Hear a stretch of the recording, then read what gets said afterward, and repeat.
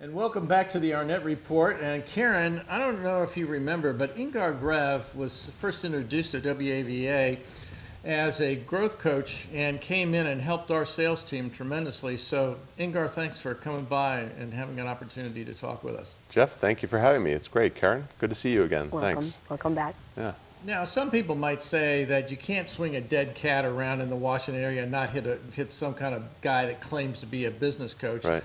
But having worked with you personally, I can tell the folks that this is one guy that knows what he's talking about. So give us an overview. Let's say that there are business owners out there who've never experienced working with a business coach. What could they expect from you as a business coach about helping them solve problems? It's a good question. So let me start off by explaining that as the growth coach, we're a national franchise, own the franchise here in D.C.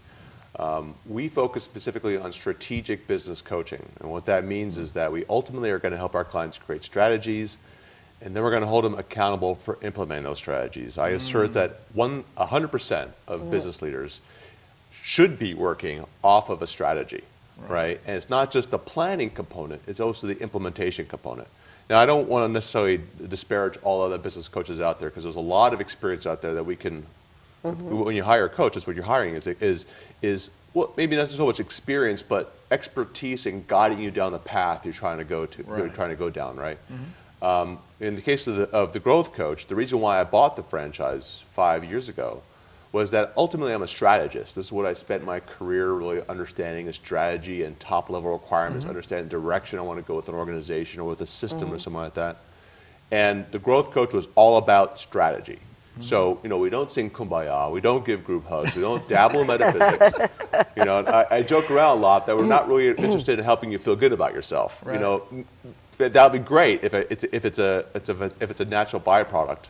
One of the things I noticed when you work with our team is that you ask some tough questions, but it's the accountability factor was the key linchpin that helped us make progress. Sure.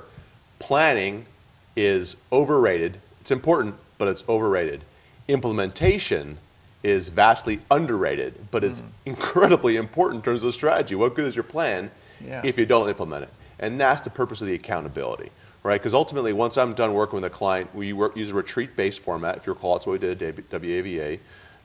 You put a bunch of people in a room, work on that strategic plan, maybe provide some other context, sales or marketing or leadership, whatever else we're working on, focusing on that day. And then once you're out of that room, you're on your own. And I always joke around about, we've got this ghost called George hanging around behind your head. And George is the guy we leverage. And George is that accountability. The idea that you're going to come back to that group, come back and talk to me in this case 3 months, and you're going to have to fess up about how you did. Maybe not out loud, maybe just to yourself, but the point is once you invest in a coaching process and you invest in a cohort of people, when you come back and you just realize, something, I just wasted 3 months. I didn't do what I said I was going to do, the reason why I invest in this process in the first place. That whole concept is transformational. Just the idea that, I am not going to do this again. I'm not going to waste my time again. I did the planning. Now let me do the implementation. And we find that usually between 6 months to 9 months after starting the program, people just completely transform in their entire approach to executing their strategic plan. One, they get good at actually doing the planning part. Second, they get excellent at the implementation part. When you're implementing something, do you change the way, along the way, how to solve the problem or how to come up with a solution? Well, that's a good question. So from a strategic point of view, which is what we focus on, I don't personally get into those little details. I don't say little details, they're big details, but there's not really what I focus on with a client, right? So, Jeff, you asked a question about coaching, about what the difference is or what is the deal about the growth coach. Getting down to the nitty-gritty about how I'm actually going to implement something. This is something where we would tell a client, hey, go hire a consultant, or there's some areas where I have some particular expertise. They can have me come in and help them on certain implementation issues. Ultimately, I want them to have the right plan leaving the room. And this is one of the great reasons to work with the growth coach. Not to make this too much of an advertisement right here, but one of the great things that we do is that a client can come to us and not want to reveal a darn thing to us. All they want to do is create that strategic plan. You know what's great? We have a curriculum-driven program that as a result of that, a guy can come to our workshop, and just sit there, not say a single thing to anybody, and complete a very effective strategic plan. Now, ideally, during that process, they're going to communicate with other people in the room, going to realize that they're friends. There's a lot of ideas in that room that they can leverage and take advantage of, and hopefully they come out of their shell and realize that working with us is going to be an advantage to them. Yeah. That's one of the things that I remember is that you enabled, like a facilitator, the free thinking to help us think through the problems, to come to the solution that we would have our buy-in on, and therefore the accountability came a little more easy. Yeah, great point, right? You came up with those ideas. I didn't sprinkle fairy dust on you and say, here, Jeff, or WAVA staff, let me tell you how smart I am, and tell you all the ways that you should actually do run your life. That's not what we do. You have all the answers. You already know what you want to do. The thing is helping you get a framework to ask yourself the right questions and then get clarity about where you're trying to go.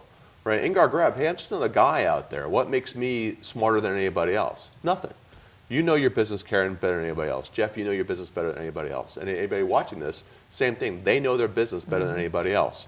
So who am I going to tell them how to do that better? If I was great at it, I'd be a gazillionaire, right?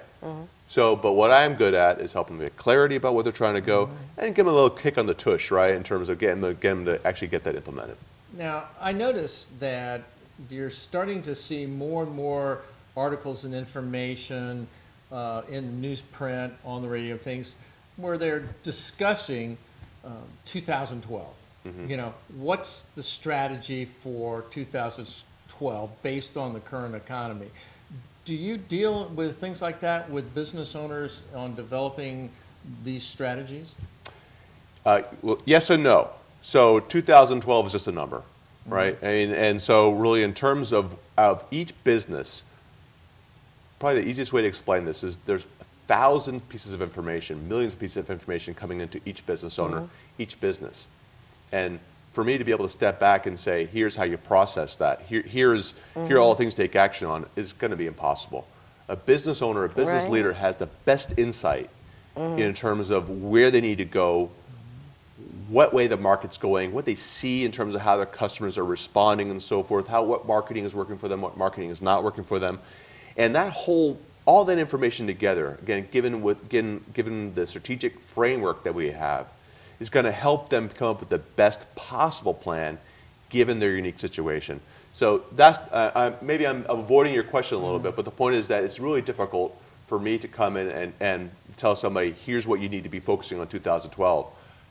But I can give them a framework so I can ask them the question, what are things you should be focusing on 2012?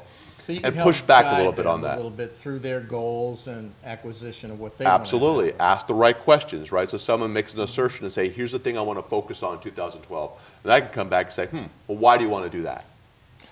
You know, a lot of times when we talk, you always have something else going on. You know, it seems like you just add more and more aspects to how you can assist people. What's on the horizon for you now? Some things I can't necessarily talk about yet. You know, we are working on some things.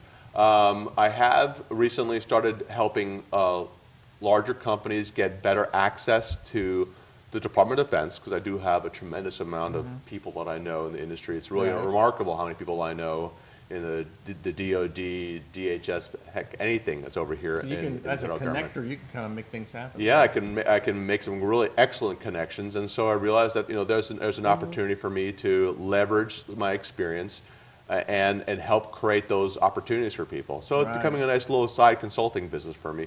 My passion's still with the growth coach, right? So I'm very careful about those other items that I bring on, because there's a reason why I started this business, and that is to help business owners become strategic business owners. Big game coming up. Go Navy. Go Navy, yeah. What's that big game? I don't know what you're talking about. Yeah, go Navy, beat Army. Yeah. Thanks so much for coming by, and I'd like to have you come back in a couple of months and talk some more about what's going on, and maybe you can reveal some of the new things that are on the horizon. And we'll be right back in just a minute with Elisa and Splash Communications. You're going to want to stay tuned for her. We'll be right back.